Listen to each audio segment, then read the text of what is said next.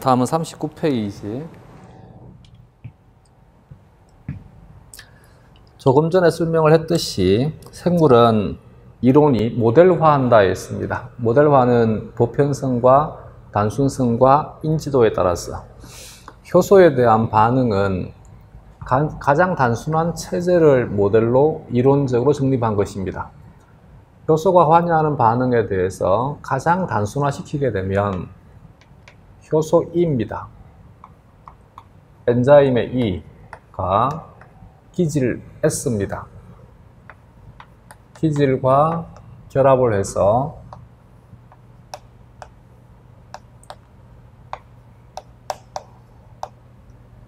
E가 S와 결합된 것은 효소 기질 복합체라 합니다.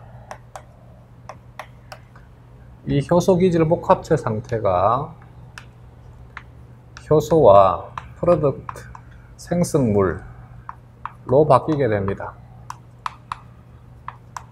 실제로 우리 몸에서 이렇게 반응이 일어나는 경우는 거의 드뭅니다. 그래서 가장 단순한 체제를 이론적인 모델로 설정을 했습니다. 편의상 여기를 K1, 여기를 K-1, 여기에 있는 반응에 대한 속도 상수를 K2라 합시다. 그러면 반응이 진행이 되게 되면 여기는 비커에 처음 집어넣는 효소의 제로 포인트에서의 농도라 해서 S0라 한 것입니다. 여기 효소를 집어넣고 난 다음에 각각에 대한 것을 분석을 하게 되면 기질에 대한 농도는 감소가 되게 되고 대신 효소 기질 복합체에 대한 농도는 증가가 되었다가 이후에 기질이 생성물로 바뀌니까 효소 기질 복합체에 대한 농도는 이런 형태로 바뀌게 됩니다. 거의 평형 상태에 근처에 가 있습니다. 얘는 기질과 결합하지 않은 효소란 뜻이고 흔히 프리를 영어를 프리하다를 일본 애들은 유리 상태라고 표현합니다. 그래서 얘는 유리 상태 효소의 농도가 되게 됩니다. 얘는 생성물의 농도가 되게 됩니다.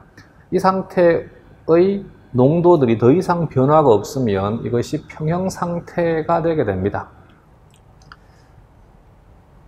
다음 그림 2-4의 경우에 얘는 시간 t이고 얘는 생성물 P의 농도가 되게 되면 여기 이 반응은 시간 t에 대한 생성물의 농도에 대한 변화에 대한 그래프겠지. 이때 속도 V라고 하는 것은 조금 전에 얘기를 했듯이 델타 T분의 델타 P의 농도가 되게 됩니다. 예를 들어서 여기를 T1 시점이라 하고 여기를 T2 시점이라 하면 델타 T분의 델타 P의 농도는 두 점을 잇는 직선의 기울기가 델타 T분의 델타 P의 농도가 되게 됩니다. 이 기울기를 T1에서 T2 구간의 평균 속도라 합니다.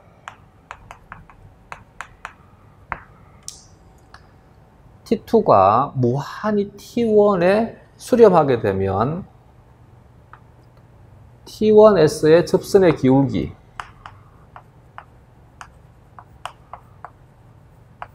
이 접선의 기울기가 T1에서 순간 속도가 됩니다. 순간 반응 속도가 되게 됩니다.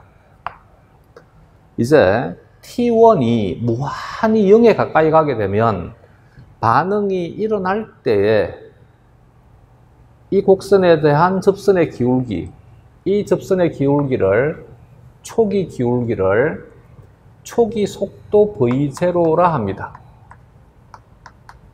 그러면 T1에서 T2 구간에서의 평균 속도, T1에서의 순간 속도, 반응이 일어날 때 초기 반응에 대한 초기 반응 속도 V0, 이제 각각에 대한 단어에 대한 것은 정리가 되겠지. 그 중에서 이제 우리가 다루고자 하는 것은 이 초기 속도 V0에 대해서 다루고자 합니다. 다음, 조금 전에도 얘기를 했듯이 아직 이 영역에 대한 것은 출제 빈도가 크게 높지 않고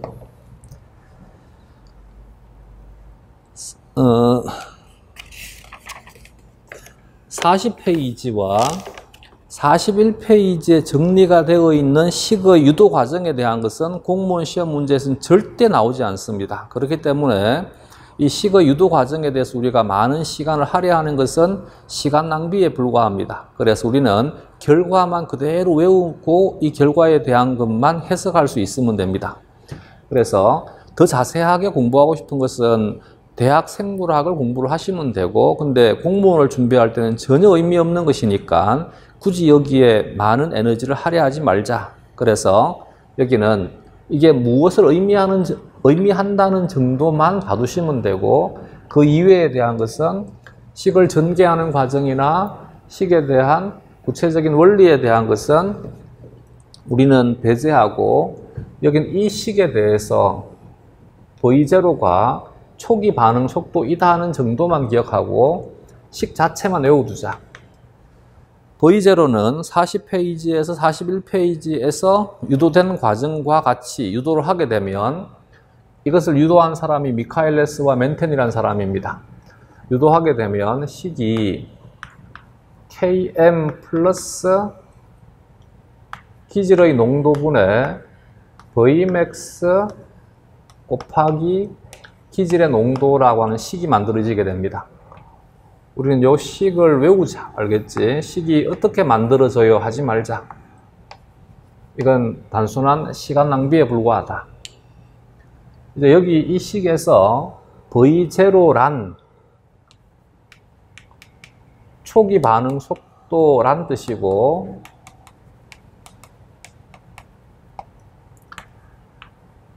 대문자는 물질의 농도를 표기할 때 대괄호는 물질의 농도를 표기할 때 사용합니다. 이 표시는 기질의 농도란 뜻입니다. Vmax는 초기 반응 속도가 최대값을 가진다는 뜻입니다.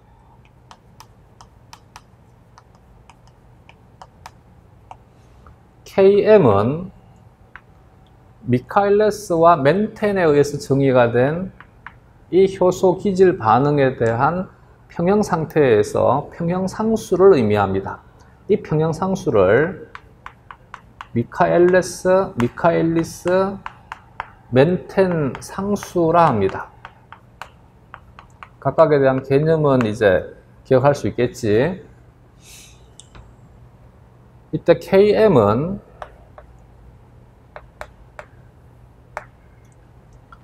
K1분의 K-1 플러스 K2를 Km이라고 정의한 것입니다. K1분의 K-1 플러스 K2는 얘는 식을 유도하게 되면 유도하는 과정은 크게 중요하지 않습니다. Km이 KD와 같다는 것이 나옵니다. 이걸 굳이 증명할 수도 있는데 시간상 그리고 우리 문제의 특성상 왜 이렇게 돼요는 절대 안 나오니까 우리는 Km이 KD와 같다는 것만 기억해 두면 됩니다. 그거보다 더 중요한 것은 조금 전에 해리 함수에서 KD는 두 물질에 대한 친화력을 표현하는 수단이라고 그랬지. 우리는 이것만 외우셔도 됩니다. Km은 효소와 기질의 친화력을 대변해주는 수단입니다. Km은 효소와 기질의 친화력을 대변해준다.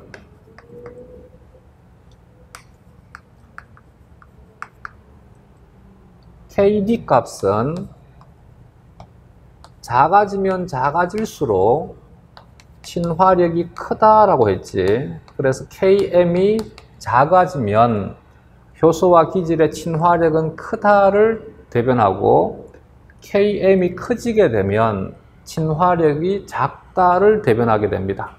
그래서 우리는 이것을 외워야 됩니다. KM이 작아진다, 친화력이 커진다를 외우시면 됩니다. 두 번째, Vmax는 K2 곱하기 초기 효소, 즉 비커에다가 집어넣는 전체 효소의 농도를 의미합니다. 전체 효소의 농도라 해서 토탈의 T를 써가지고 전체 효소의 농도를 ET라고 표기하기도 합니다. 그래서 E0라고 해도 되고 ET라고 해도 됩니다. 이것도 마찬가지, 이것은 그냥 그대로 우리는 외워서 하자, 알겠지? 자, 그럼 V0분의 Km 플러스 기질의 농도분의 Vmax 곱하기 기질의 농도에서 기질의 농도가 변수가 되게 됩니다. V0가 변수가 되게 됩니다. Km과 Vmax는 상수로 취급하게 되면, 물론 얘는 무조건 상수가 아니라 얘가 상수가 되기 위한 조건이 온도가 일정하고 pH가 일정하고 효소의 농도와 종류가 일정하고 기질의 종류가 일정한 조건이면 이들은 상수가 되게 됩니다.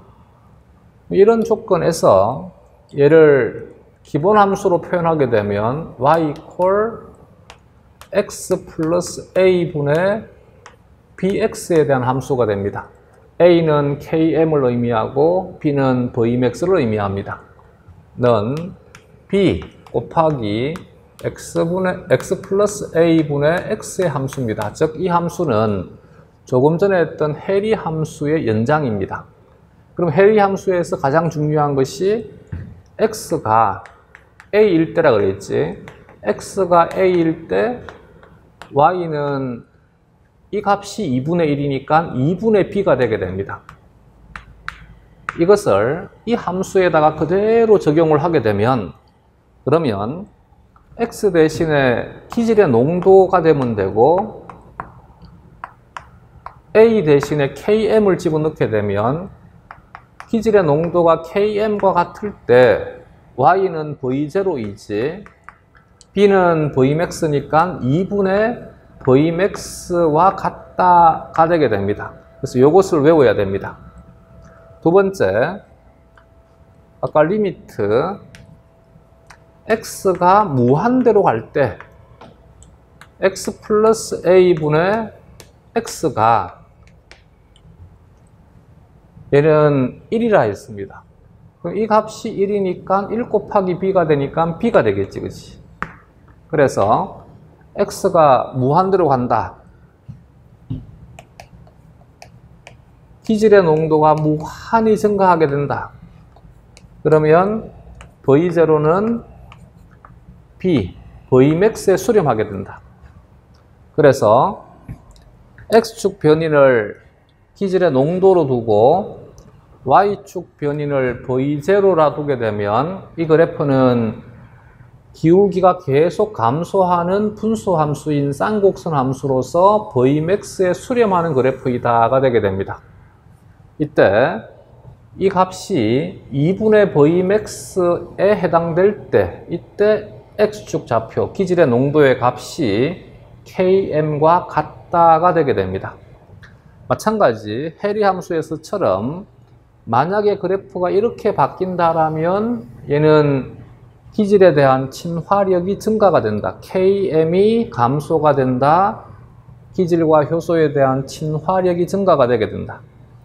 그래프가 이렇게 바뀐다라면 얘는 Km이 증가하니까 효소와 기질의 친화력이 작아진다가 성립이 되게 됩니다. 그래프 읽을 수 있겠지? 다음.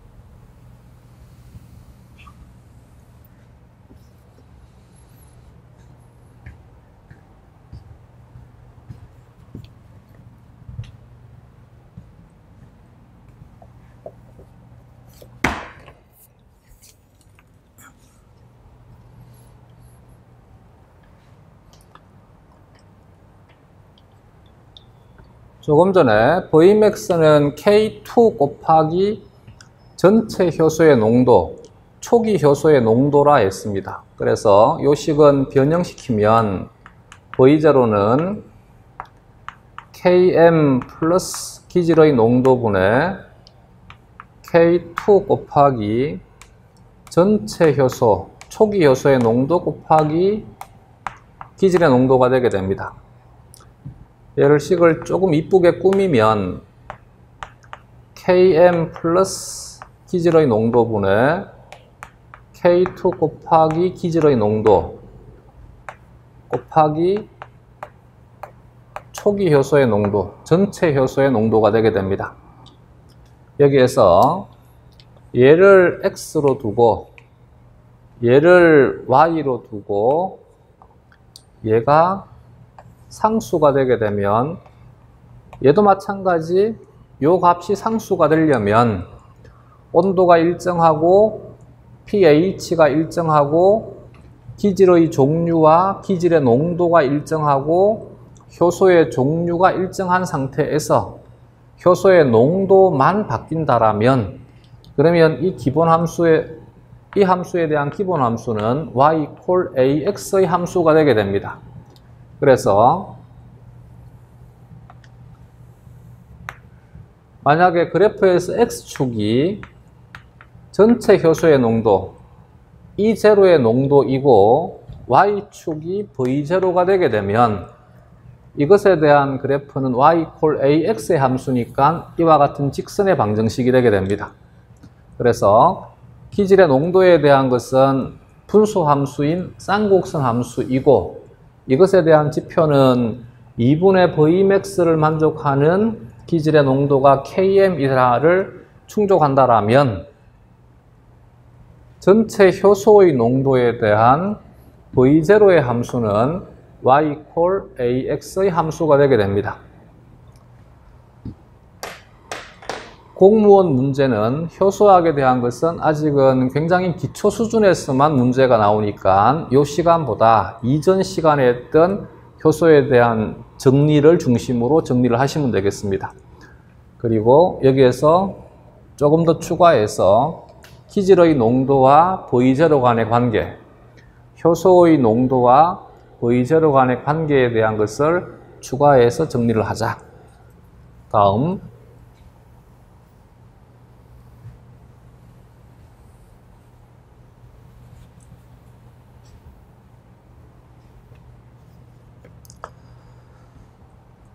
여기에서 이제 한 스텝만 더 나아갑시다. 그러면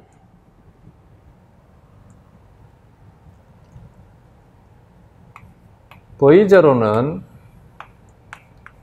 Km 플러스 기질의 농도분의 Vmax 곱하기 기질의 농도인 함수는 단점이 얘는 기질의 농도가 무한히 증가가 되게 되면 Vmax에 수렴하는 것이지 Vmax에 절대 도달되지는 못합니다.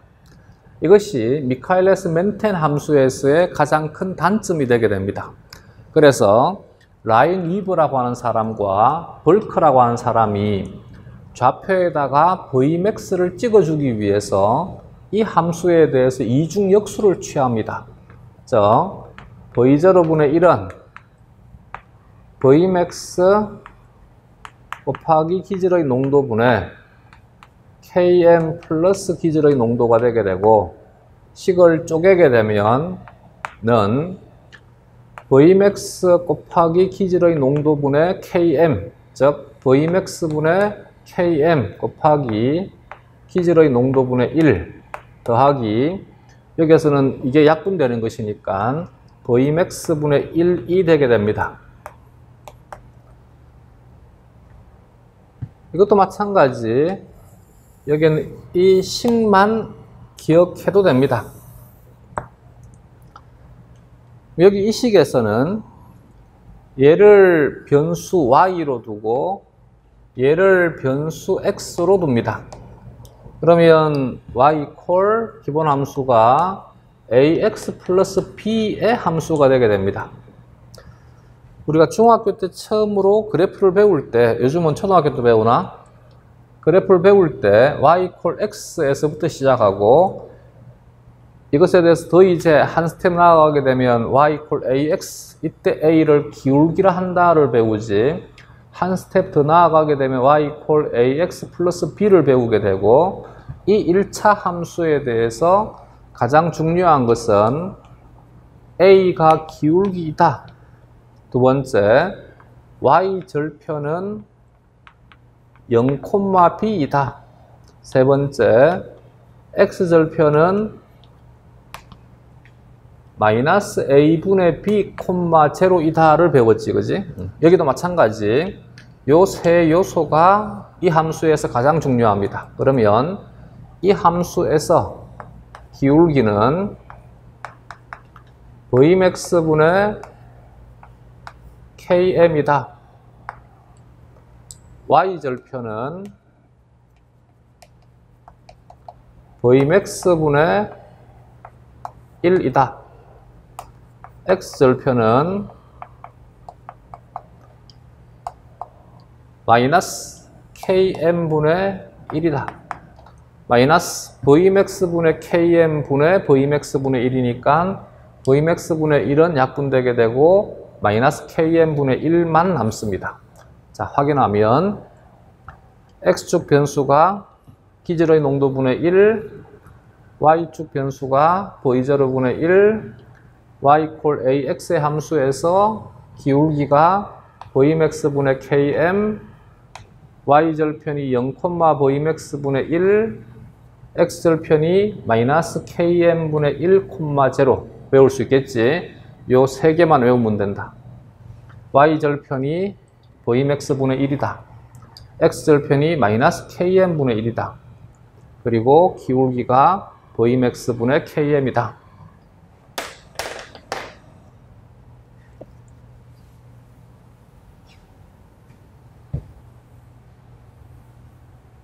다음,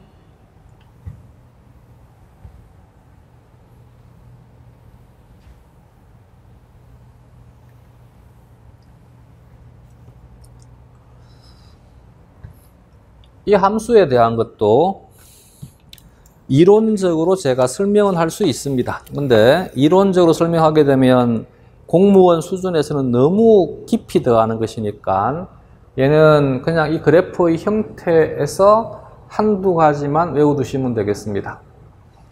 온도가 여기에서 여기까지는, 이 구간은 온도가 높아지게 되면 반응 속도가 빨라지게 됩니다. 이건 아까 설명을 했습니다.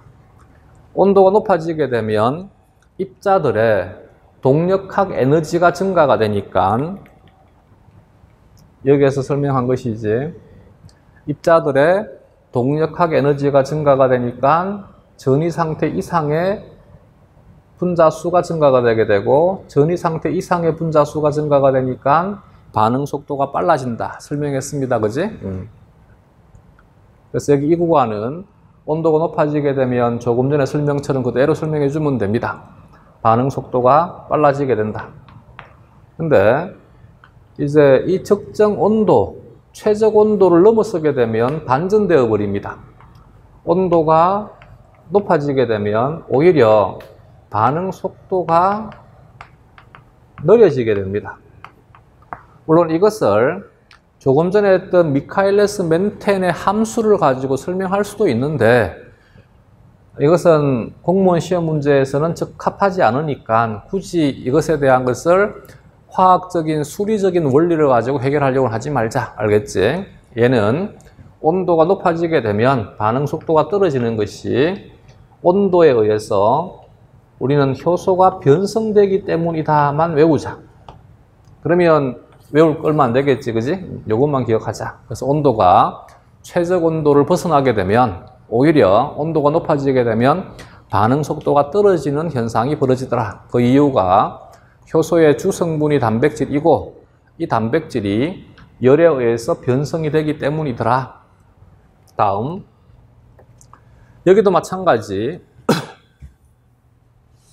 이것도 미카엘레스 멘텐의 함수를 가지고 설명을 할 수 있습니다.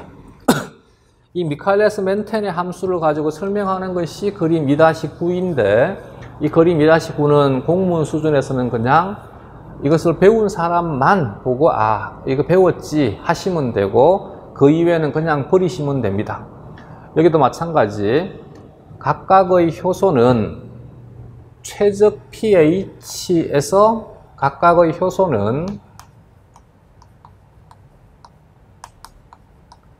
최적 pH에서 반응을 가장 잘 촉매한다.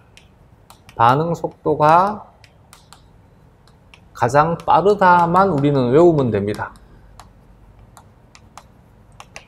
대신 각각의 효소마다 최적 pH는 다 제각각입니다. 예를 들어서 펩신은 최적 pH가 대략 한 2 정도가 되게 됩니다.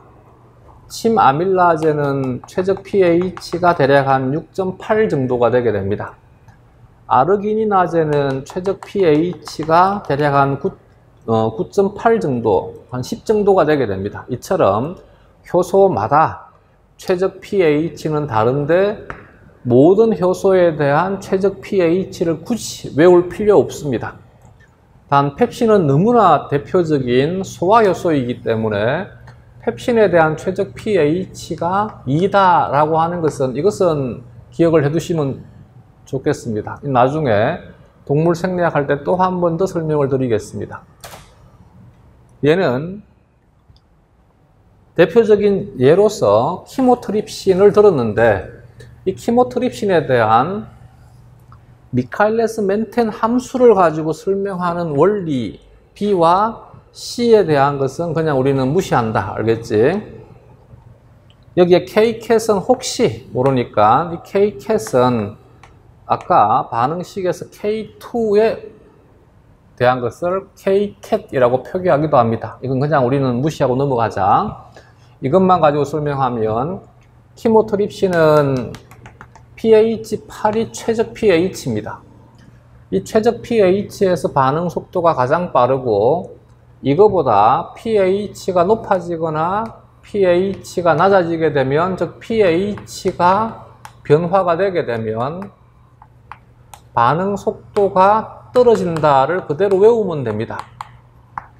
이것도 마찬가지. 이유에 대한 것은 효소가 pH에 의해서 변성이 되기 때문이다를 기억하시면 됩니다. 알겠지? 그러면 크게 어렵지 않겠지? 이것만 딱 외우면 돼.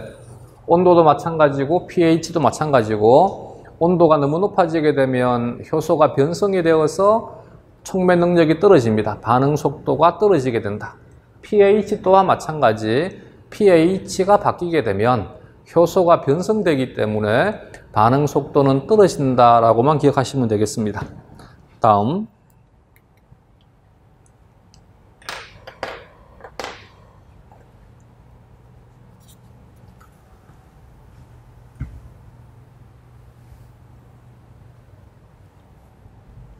여기도 마찬가지.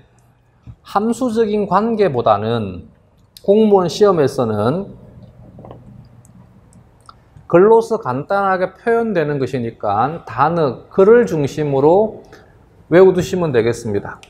효소가 기질과 반응을 해서 효소 기질 복합체가 되고 효소가 생성물과 해리가 되게 되면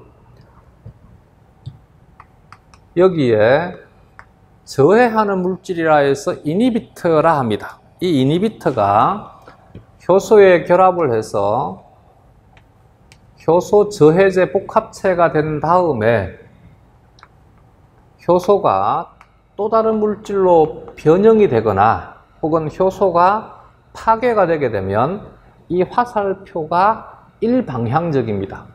이럴 때 여기에 있는 이 I를 비가역적 저해제라 합니다.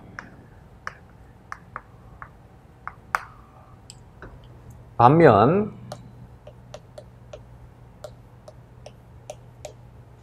교재에 나와 있는 식과 같이 여기에 I가 결합을 하더라도, 즉 I가 결합을 해서 효소 저해제 복합체가 만들어지더라도 이 효소가 이처럼 변형되지 않을 때, 파괴되지 않을 때, 그리고 얘가 다시 이렇게 돌아갈 수 있을 때, 얘는 일방향적이고 얘는 양방향일 때, 이럴 때 이와 같은 저해제를 가역적 저해제라 합니다. 우리는 가역적 저해제에 대해서만 이론적으로 정리합니다. 알겠지? 앞으로 이제 정리하는 것들은 전부 가역적 저해제에 대한 얘기입니다.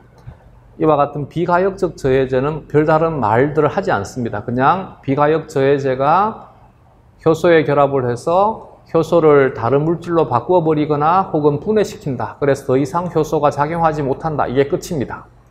이제 보다 더 자세한 얘기를 하는 것은 가역적 저해제에 대해서 얘기를 합니다.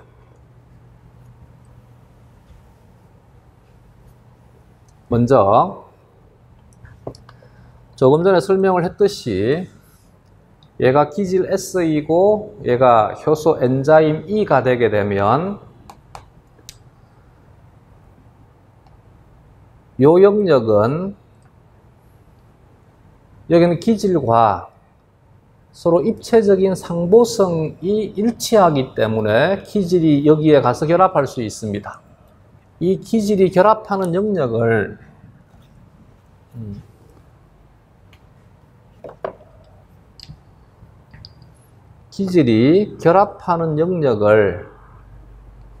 활성자리라 하자. 얘를 활성자리라 한다. 활성자리는 조금 전에 했지. 얘는 기질이 결합하는 자리 더하기 보조인자가 결합하는 자리의 합을 활성자리라 한다. 효소와 기질의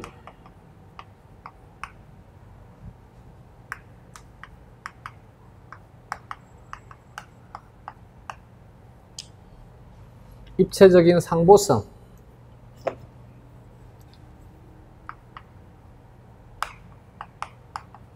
로 인해서 특정 효소는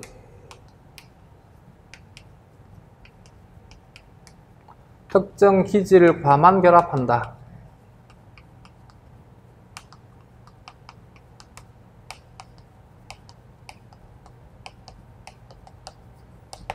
이 현상을 효소의 기질 특이성이라 한다.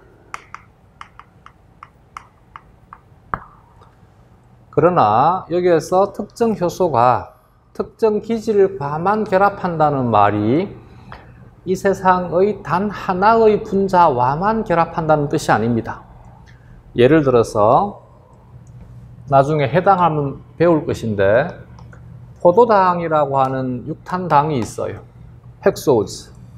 이 포도당이 ATP와 반응을 해서 포도당, 글루코즈의 G를 쓰고 6번 탄소에 인산기가 결합했다라고 해서 글루코즈 6포스페이트라 합니다. G6P라 합니다. 이때 ATP가 자신의 인산기를 포도당으로 전이를 시켜서 자신은 ADP가 되게 됩니다. 화학 반응은 생화학에서는 알짜 반응식으로 적고 효소는 뺀다 그랬지. 이들은 조효소에 해당하기 때문에 얘를 빼고 표시한 것입니다. 흰색 반응만 가지고 반응명을 지어줍니다. 이 반응명은 포도당 글루코즈 카이네이션이라고 이름을 지었어요. 우리말로 포도당 인산화 반응이라고 이름을 지었어요. 그러면 여기에 관여하는 효소는 포도당 글루코즈 카이네이션에 어미아제를 붙이게 되면 글루코즈 카이네이스, 키나제라고 하는 단어가 만들어지게 됩니다. 옛날에는 키나제라고 표기했고 요즘은 고등학교 교과정에서 카이네이스라고 표기합니다. 얘는 발음 기호로 표기한 것이고 얘는 양놈들의 발음대로 표기한 것입니다. 근데 여기에 있는 이 효소는 설마 효소가 포도당이라고 한 이름을 보고 아 저놈 포도당이네 나 가서 결합해야지 그러진 않겠지 그지? 자, 여기에 있는 효소가 기질과 결합하게 되면 접촉하는 부위, 접촉면에서의 입체적인 상보성만 형성이 된다라면 이 부위는 여기까지 있던 결합하는데 큰 문제가 되지 않겠지 그지? 그래서 얘는 입체적인 상보성만 일치한다라면 어떤 물질이든 결합이 가능합니다. 그래서 여기에는 이 포도당 키나제 또한 마찬가지 포도당에 대해서만 반응을 일으키는 것이 아니라 프룩토즈, 과당이라고 그랬지. 과당과 반응을 해서 과당을 프룩토즈, 과당에 F를 써가지고 F6P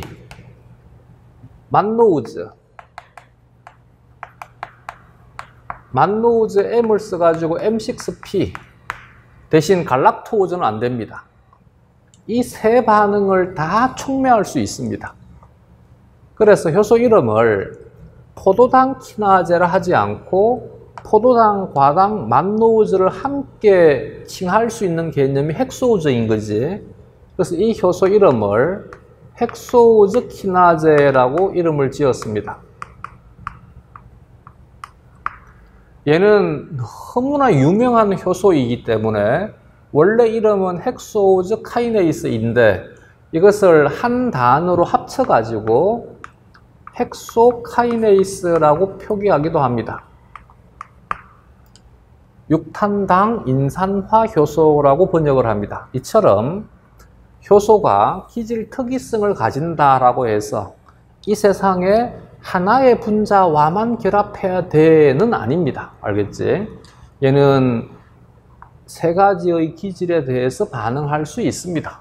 또한 결합 부위의 입체적인 상보성만 형성된다라면 다른 분자들도 결합할 수 있습니다. 얘는 이 물질은 이 접촉면에 대한 입체적인 상보성을 얘도 가지고 있습니다. 그래서 얘 대신에 얘가 여기에 결합할 수도 있더란 얘기야. 이럴 때 여기에 있는 이 저해제를 같은 자리에 얘는 저해제가 활성 자리에 결합하는 저해제이지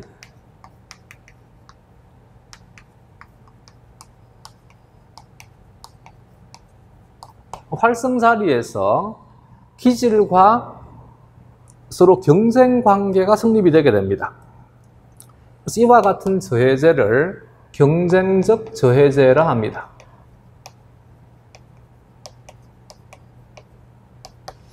이 경쟁적 저해제는 활성 자리에 결합을 해서 효소와 기질의 결합 비율을 감소시킵니다. 혹은 효소와 기질의 결합을 저해합니다. 저해한다, 방해한다. 이게 경쟁적 저해제가 하는 기능이 되게 됩니다. 예를 들어서 여긴 이 효소에 대해서 경쟁적 저해제는 얘가 경쟁적 저해제로 작용을 합니다. 즉 생성물 자체가 얘를 저해한다는 뜻입니다. 저해하는 경쟁적 저해제로 내가 말 실수했다. 미안합니다. 잊어버리자. 말 실수했습니다. 얘는 비경쟁적 저해제인데 내가 말 실수했다. 여기서 하면 안 됩니다. 교정할게. 얘가 아닙니다. 이와 같은 물질들을 경쟁적 저해제라 합니다. 공무원 시험 문제에서 문제가 나오게 되면 경쟁적 저해제가 활성 자리에 결합한다를 물어볼 것이고 기능은 효소와 기질의 결합을 저해한다라고 물어볼 것입니다. 그래서 대부분의 문제는 이 두 문장만 기억하면 되니까 이 두 문장을 중심으로 정리를 해두시면 됩니다. 자, 그 다음 얘기는 조금 화학적으로 깊이 들어갑니다. 그래서 이전에 화학을 한 번도 공부해 본 적이 없으면 그냥 그런 같다라고 하고 외우면 됩니다. 알겠지? 우리 화학을 공부하는 거 아니기 때문에 너무 깊이 파고들 필요 없습니다. 여기에는 이 반응에 대한 속도 상수를 K1이라 하고 이것은 K-1이라 했고 얘를 K-cat 혹은 K2라 합니다. 이때 이들 속도 상수는 곧 무엇을 대변해 주느냐 하면 이들 반응물에 대한 성질을 대변해 줍니다. 그러면 이 반응물에 대한 성질은 K1이 대변해 주는 것이고 이 반응물에 대한 성질은 K-1과 K2가 대변해 줍니다. 그러면 여기에 효소 I가 결합을 해서 효소 I 복합체가 만들어지게 되면 얘는 더 이상 S와 결합하지 못하는 형태로 바뀌어 버립니다. 즉 얘는 이것의 성질을 바꿔줄 때 이것과 결합하지 못하도록 바꿔준다는 얘기입니다. 따라서 이 세 가지의 속도 상수 중에 이것에 영향을 주게 됩니다. 그래서 경쟁적 저해제는 K1을 감소시키되 그때 속도 상수는 화학적 성질에 대한 것이지 농도와는 무관합니다. 얘는 감소시키지만 K-1과 K2에는 영향을 주지 않습니다. 는 영향을 주지 않습니다. 변화 없습니다. 아까 KM은 K1분의 K-1 플러스 K2의 함수라 그랬고 Vmax는 K2 곱하기 전체 효소에 대한 농도의 함수라 그랬지, 그지? 따라서 여기에서는 K1이 크기가 작아지니까 KM이 값이 커지게 됩니다. 근데 Vmax는 K1과는 무관한 함수이기 때문에 얘는 변화가 없습니다.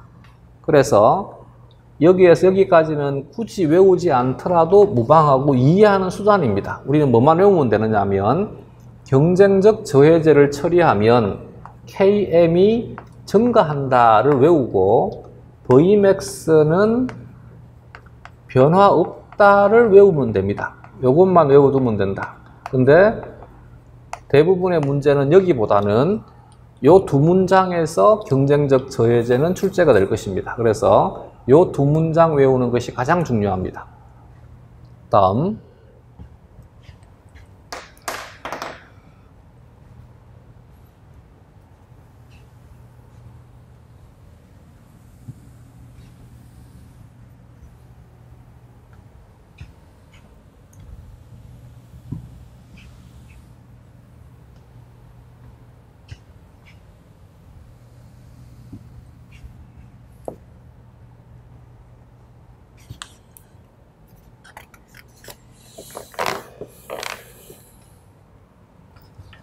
아직까지 공무원 시험 문제에서 여기에는 이 그래프에 대한 것도 활발하게 출제가 되지 않는 상황입니다.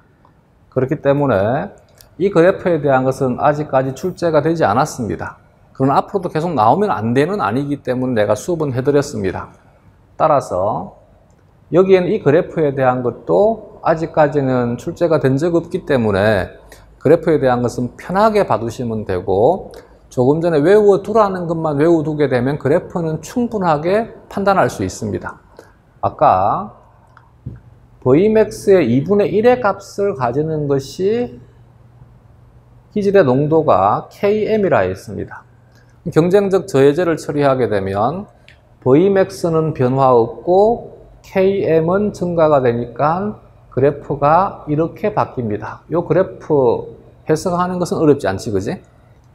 자, 이 그래프에서는 y절편이 Vmax분의 1이고 x절편이 마이너스 Km분의 1이니까 Vmax는 변화 없으니까 y절편은 그대로 지나갑니다. 대신 x절편이 바뀝니다. 마이너스 Km분의 1에서 Km이 증가하는 쪽이니까 이 방향으로 가는 것이겠지. 그래서 이 점과 이 점을 잇는 새로운 직선이 만들어지게 됩니다. 이것이 경쟁적 저해제가 처리가 되었을 때의 그래프가 되게 됩니다. 다음, 이제 얘는 여기에는 효소 기질 복합체에 저해제가 I가 결합을 하되 기질과 결합되지 않은 유리효소, 자유효소에는 저해제가 결합하지 못하는 저해제를 말합니다. 여기 이 자리가 활성 자리가 되게 되면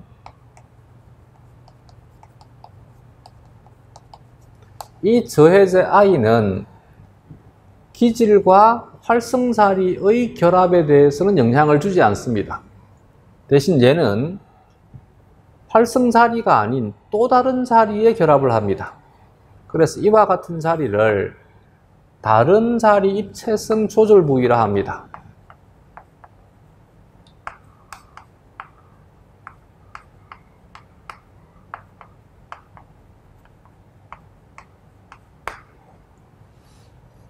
여기에 결합을 하되 얘는 효소 기질 복합체에만 결합합니다. 효소 기질 복합체에만 결합하는 것을 무경쟁적 저해제라 합니다.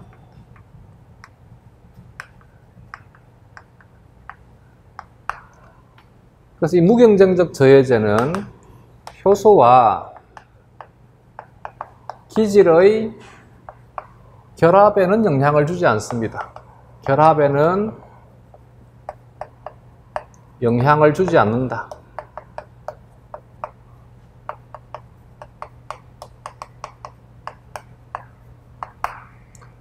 대신 효소기질 복합체가 효소와 생성물로 바뀌는 것을 막아줍니다. 얘는 기질 S가 생성물 P로 전환되는 것을 막아줍니다.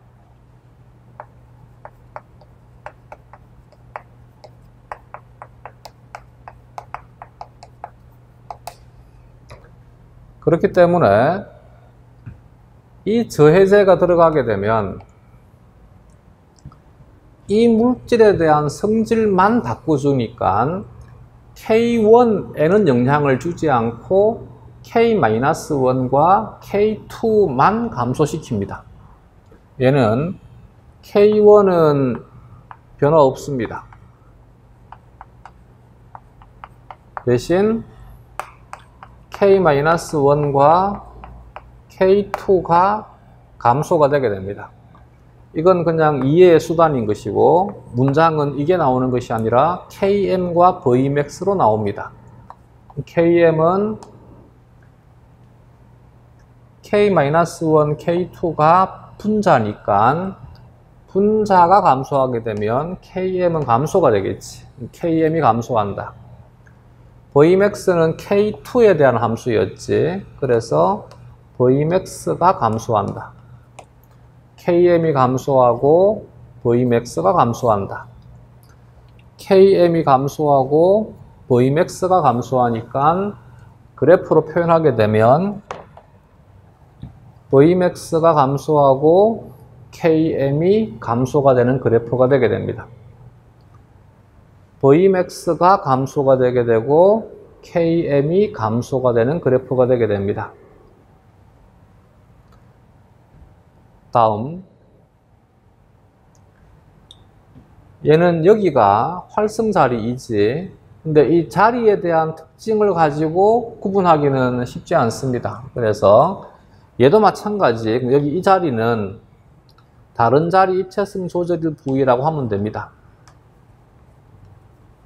다른 자리 입체성 조절 부위이다.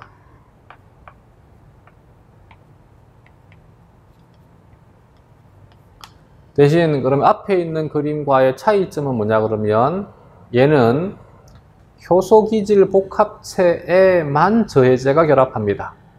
근데 이 저해제는 효소기질 복합체에도 결합이 가능하고 유리 상태의 효소에도 결합이 가능합니다. 따라서 얘는 여기에도 결합을 하고 여기에도 결합을 할 수 있습니다. 이와 같은 저해제를 두 가지의 성질을 모두 가지는 저해제라 해서 혼합형 저해제라 합니다.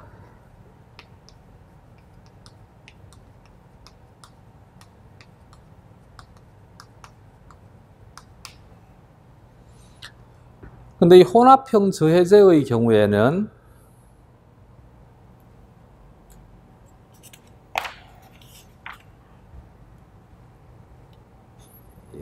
이 그림이 책하고 일치하지 않네. 책에는 나와 있지 않은데 이 혼합형 저해제의 경우에는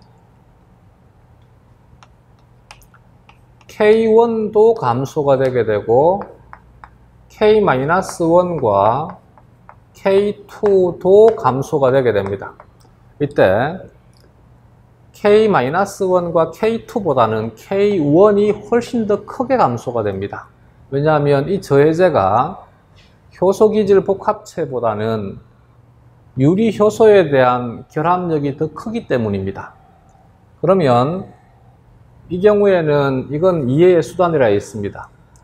KM은 증가가 되게 되고 Vmax는 감소가 되게 되지. 경쟁적 저해제에 대한 성질과 무경쟁적 저해제에 대한 성질을 동시에 가진다 해서 이것을 혼합형 저해제라 합니다. 근데 앞에서 내가 공무원 시험은 대략 한 20년 정도가 뒤진다 그랬지, 그지? 그래서 20년 전쯤에는 혼합형 저해제보다는 똑같은 그림인데 차이가 현재는 혼합형 저해제는 여기에 더 강하게 결합하는 것을 다룹니다. 이론적으로. 근데 한 20년, 30년 전에는 여기에 더 강하게 결합하는 것이 아니라 여기와 여기에 같은 결합력을 가지는 저해제를 다루었어요. 이것을 비경쟁적 저해제라고 이름을 지었어요.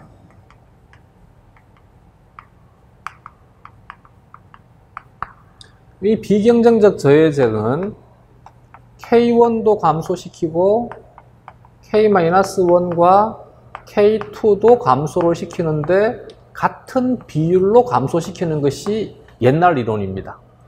현재는 얘보다는 훨씬 더 강력하게 감소시키는 것이 혼합형 저해제가 되게 됩니다. 같은 비율로 감소시키게 되면 얘는 KM은 K1분의 K-1 플러스 K2니까 분자와 분모가 같은 비율로 감소가 되니까 KM이 변화 없다가 됩니다. Vmax는 감소한다가 되게 됩니다. 그래서 요 차이 가지고 혼합형 저해, 비경쟁적 저해. 근데 아직까지 공무원 문제에서 이와 같은 그래프조차도 나오지 않은 상태이기 때문에 이 뒤에 있는 무경쟁적 저해제와 혼합형 저해제와 그리고 여기에 있는 비경쟁적 저해제에 대한 것은 너무 그렇게 깊이 하지 말고 내가 판서한 것만 간단하게 봐두시면 될 것 같습니다. 그리고 그 그래프를 보고 읽어줄 수 있으면 됩니다. 얘는 Vmax는 감소하는데 Km은 변화 없습니다. Vmax는 감소하는데 Km은 변화 없습니다. 이와 같은 것을 옛날에는 비경쟁적 저해제라 했다. Km도 감소하고 Vmax도 감소하게 되면 무경쟁적 저해제라 했다. Vmax는 변화 없는데 Km이 증가하게 되면 경쟁적 저해제라 했다. 이 정도만 정리하시면 될 것 같습니다. 단 아직 공무원 시험은 대략 한 20년 이상 뒤쳐져 있기 때문에 조금 전에 수업했던 무경쟁적 저해제나 혼합형 저해제나 비경쟁적 저해제를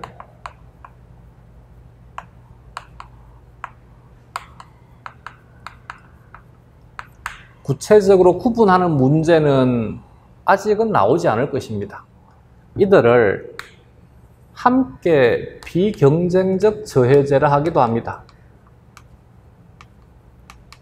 그래서 현재의 공무원 수준에서는, 공무원 시험 수준에서는 이 개념 정도만 기억해 두시면 되고, 이것은 경쟁적 저해제가 아닌 저해제란 뜻입니다. 경쟁적 저해제가 아닌 저해제는 경쟁적 저해제와 비교를 해서 얘는 활성자리가 아닌 다른 자리에 결합한다 를 기억하시면 되겠습니다. 활성자리가 아닌 다른 자리에 결합하는 것은 비경쟁적 저해제, 활성자리에 결합을 해서 기질이 결합하는 것을 막아주는 것은 경쟁적 저해제라고 기억하시게 되면 현재 출제가 되고 있는 공무원 시험의 생물 문제는 대부분 다 해결될 것입니다.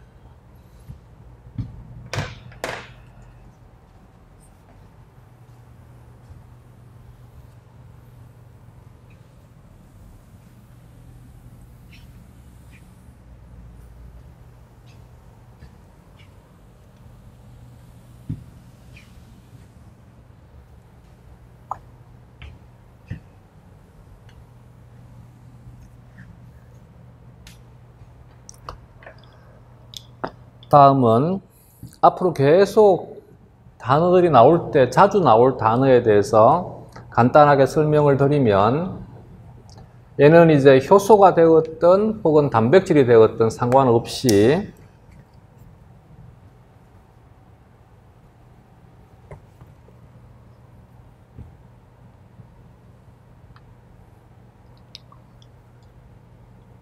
여기 이 부위에 대한 입체적인 상보성이 일치하게 되면 얘가 여기에 결합할 수 있더라. 근데 접촉면에 대한 상보성인 입체적인 상보성만 형성된다라면 이런 물질도 결합이 가능하더라. 이럴 때 얘가 만약에 효소가 된다라면 그러면 얘는 기질이고 얘는 경쟁적 저해제이다. 경쟁적 저해제는 활성자리에 결합을 해서 기질의 결합을 막아준다. 근데 효소는 너무나 거대한 분자이기 때문에 다른 자리에 리간드가 결합할 수 있는 결합자리를 또 가지고 있습니다. 여기에 결합하는 물질, 리간드를 한다 그랬지. 리간드가 결합한다. 이 기질이 아닌 리간드가 결합하는 이 자리를 다른 자리 입체성 조절 부위라 한다. 다른 자리 입체성 조절 부위라 한다. 이 다른 자리 입체성 조절 부위에 리간드가 결합하면 여긴 이 효소 혹은 이 단백질의 구조가 바뀌는데, 구조가 바뀌어야만 되는 것이 아니라 우리는 구조가 바뀌는 것만 이론적으로 다룹니다. 그래서 이 리간드가 여기에 결합을 하면 효소의 혹은 단백질의 입체 구조를 변화시킵니다. 이와 같은 입체 구조의 변화는 효소의 성질, 단백질의 성질을 바꿉니다. 효소의 성질을 변화시킵니다. 이때 효소의 성질이 바뀔 때 하나는 활성이 증가될 수도 있고 하나는 활성이 감소될 수도 있습니다. 이때 활성을 증가시켜주는 리간드를 촉진제라 하거나 액티베이터라 해서 활성제라 합니다. 촉진제, 활성제. 활성을 감소시키는 것을 이니비터라 해서 저해제라 하거나 억제제라 합니다. 근데 이 저해제와 구분하기 위해서 이렇게 작용하는 즉 다른 자리 입체성 조절 부위에 결합하는 저해제를 비경쟁적 저해제라 한 것입니다. 대신 이때 비경쟁적 저해제는 무경쟁적 저해제일 수도 있고 혼합형 저해제일 수도 있고 비경쟁적 저해제일 수도 있습니다. 그러면 이론 정리가 되겠지, 그지?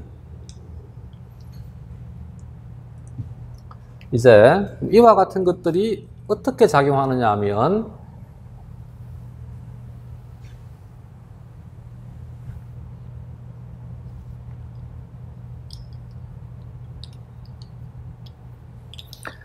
예를 들어서 단백질이 되었든 효소가 되었든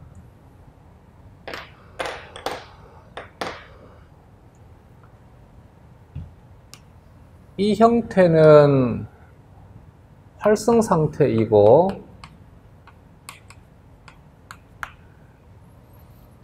여기에 리간드가 결합을 하게 되면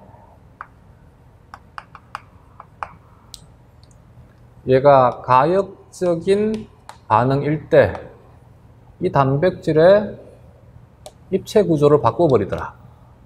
이렇게 해서 불활성 상태로 바꿔준다. 그러면 여기에 작용을 리간드를 조금 전에 억제제라 한다. 혹은 저해제라 한다. 근데 단백질이나 효소가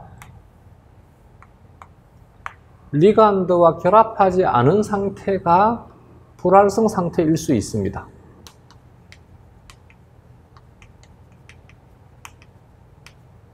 여기에 리간드가 결합을 하면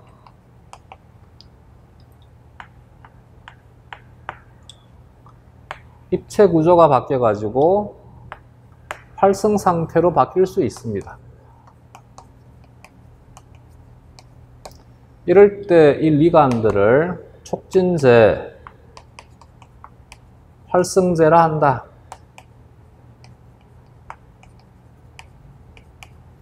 예를 들어서 A라고 하는 물질이 B가 되고 B가 C가 되고 C가 D로 바뀌는 대사가 있다라고 가정합시다. 이 반응을 촉매하는 효소가 알파이다라고 하자. 이때 여기에 있는 최종 생성물이 알파라고 하는 효소에 대해서 저해제로 작용한다라면 그러면 알파가 있으면 D는 적게 만들어지고 D가 적어지게 되면 다시 알파가 작용을 할 것이니까 다시 D는 많이 만들어지게 되겠지. 이런 형태를 음성 되먹임 조절이라 합니다. 그래서 음성 되먹임 조절은 생성물이 초기 반응에 대한 저해제, 억제제로 작용할 때 이것을 음성 되먹임이라 합니다. 예를 들어서 A라고 하는 물질이 B가 되고 B라고 하는 물질이 C가 되고 C라고 하는 물질이 D가 될 때 이때 여기에 관여하는 효소를 편의상 베타라고 하자. 이때 여기에 있는 이 물질이 이 베타 효소에 대한 리간드로 작용을 해서 활성을 증가시켜 준다라면 그러면 이 반응이 한번 일어나면 D는 많아지고 D가 많아지게 되면 베타가 활성화되니까 D는 더 많이 생기게 됩니다.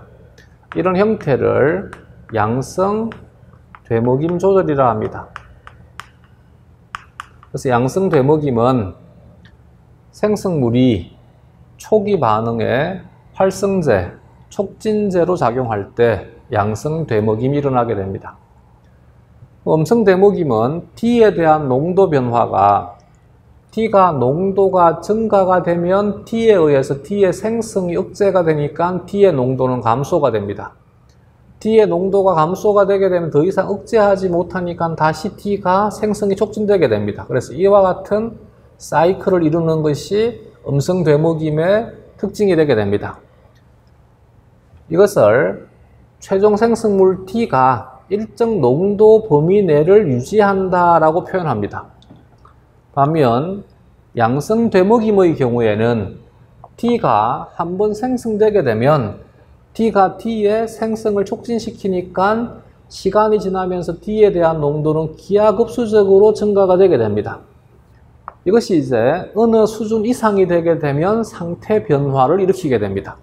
어떤 변화를 일으킬 때 이때 관여하는 것이 양성 되먹임이고 항상 일정 수준에서 계속 유지가 될 때 이때 필요한 조절이 음성 되먹임이 되게 됩니다. 그러면 음성 되먹임이란 글자와 양성 되먹임이란 글자 기억해 둘 수 있겠지. 이렇게 해서 챕터 2의 효소에 대한 것은 마무리하도록 하겠습니다. 46페이지부터는 다음 시간에 하도록 하겠습니다. 오늘 여기까지 하겠습니다. 수고하셨습니다.